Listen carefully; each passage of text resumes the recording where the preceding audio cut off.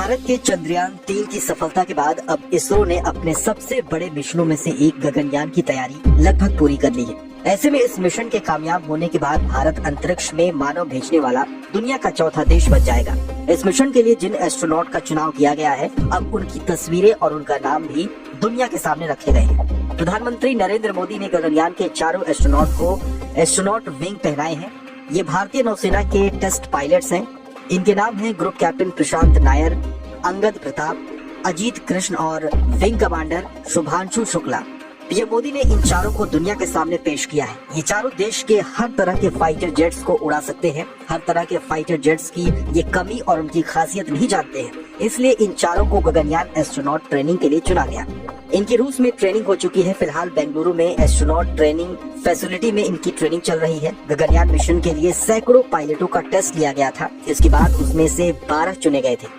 Gaganyaan mission के बारे में आपको बताएं तो ये भारत का पहला ह्यूमन स्पेस मिशन है जो 3 दिन का होगा। इसमें 3 सदस्यों के दल को 400 किलोमीटर ऊपर पृथ्वी की कक्षा में भेजा जाएगा।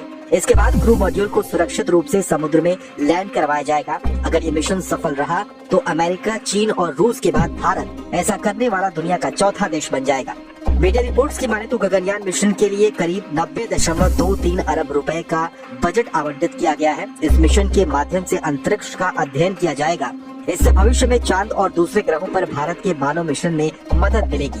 ध्यान देने वाली बात यह है कि गगनयान मिशन में भेजे जाने वाले रॉकेट में फेल्योर से ज्यादा सुरक्षा पर ध्यान दिया जाएगा।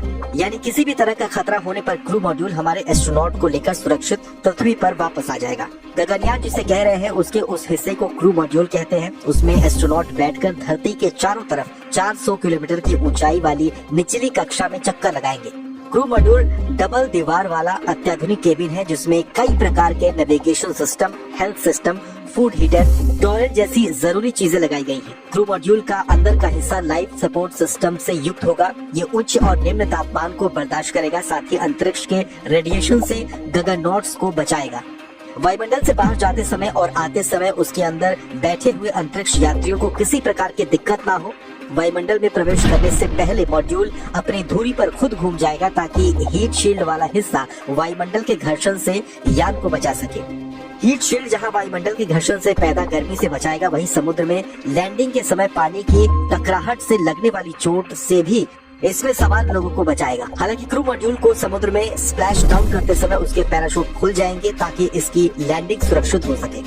इसके उतरते ही भारतीय तटरक्षक बल या भारतीय नौसेना के पोत उसे संभाल कर उठा लेंगे। इस मिशन की कामयाबी भारत के अंतरिक्ष में एक बड़ी कामयाबी के तौर पर दर्ज की जाएगी।